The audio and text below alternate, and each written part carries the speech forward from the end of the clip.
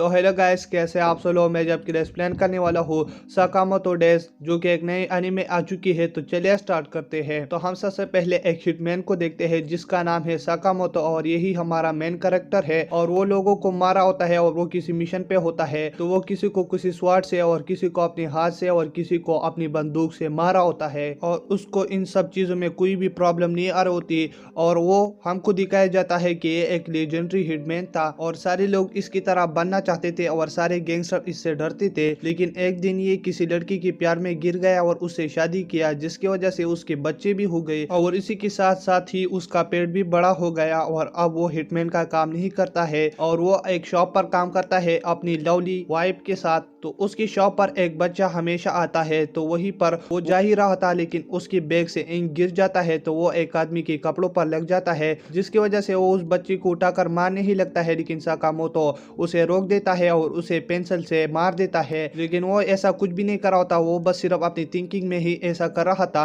और ये देखते हुए वहीं पर शिन भी देख लेता है और शिन हमको दिखाया जाता है कि ये भी एक हिटमैन है और इसे साइकिक भी कहा जाता है क्योंकि ये लोगों के मन पढ़ सकता है। तो शिन कहने लगता है साकामोटो से कि तुम इसे मारने वाले थे। तो साकामोटो फिर अपनी दिमाग में शिन को थप्पड़ मार रहा होता है। तो शिन कहने लगता है कि तुम मुझे थप्पड़ क्यों मार रहे हो। तो वहीं पर वो दोनों बाहर चले जाते हैं बात करने के लिए। तो शिन साकामोटो से कहना चाहता है कि तुम अपने ओल्ड वर्क पर आ जाओ, लेकिन साकामोटो अपने दिमाग में कहने लगता है कि मैं अब वो सब कुछ नहीं करता।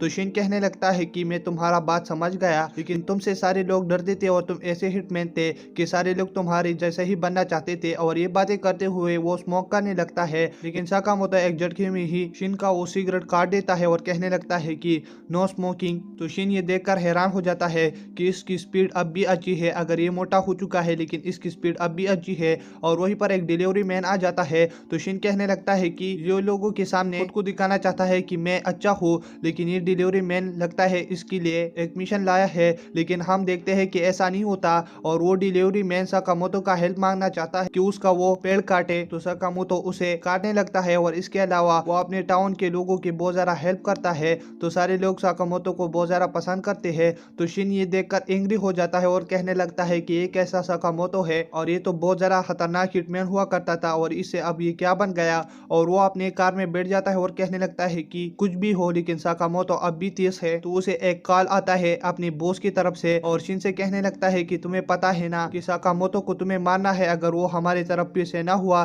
तो शिन कहने लगता है कि नहीं, हमें उसे जीने देना होगा। तो उसका बॉस कहने लगता है कि हमारे रूल की खिलाफ है, अगर तुम्हें उसे नहीं मारना तो मैं किसी और को भेजूंगा। तो शिन काफी सोचने के बाद कि मुझे भी उसे मारना चाहिए, तो वो फिर से आ जाता है साकामोटो को मारने के लिए। और वो अपनी बंदूक में साइलेंसर लगाकर साकामोटो से कहने लगता है कि मैं तुमसे मिलना चाहता था दोबारा, तो इसलिए मैं आ गया। और उसे जैसे ही मारने लगता है तो साकामोटो अपनी मुंह की कैंडी की मदद से उसकी गोली की दिशा बदल देता है और फिर साकामोटो वहीं से गायब हो जाता है। तो ये देखकर शिन हैरान हो जाता है और अब शिन साकामोटो का दिमाग भी नहीं पढ़ सकता क्योंकि साकामोटो कुछ सोच ही नहीं रहा। और फिर शिन उसको ढूंढने के लिए शॉप पर इधर उधर जा रहा होता है, लेकिन साकामोटो एक तरफ से आते हुए उसको अपनी लात से दूर फेंक देता है। शिन कहने लगता है कि मैं क्यों आया साकामोटो को मारने के लिए, और वो बेहोश हो जाता है। और जैसे उसको होश आ जाता है वो साकामोटो के घर पर होता है, जो कि उसकी शॉप के ऊपर वाली फ्लोर पर होता है उसका घर। तो शिन हैरान हो जाता है कि इसने मुझे अपने घर पर क्यों बुलाया और उसे अपने साथ खाने पर भी बिठा लेता है। तो शिन बहुत ज्यादा हैरान हो जाता है कि इसमें क्या पॉइजन होगा, लेकिन शिन पर पॉइजन काम नहीं करता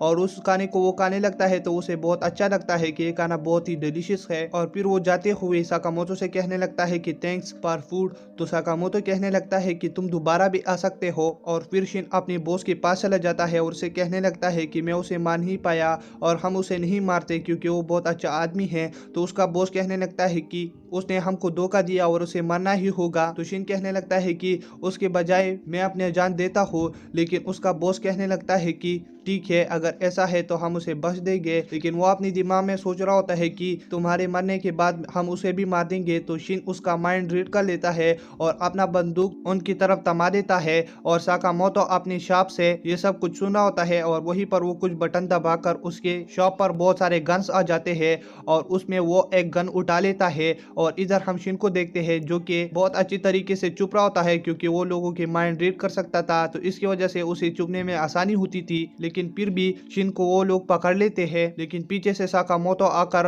उन सब लोगों को अपनी बंदूक से उन पर करंट छोड़ देता है, जिसकी वजह से उन सब लोगों को करंट लगने लगता है।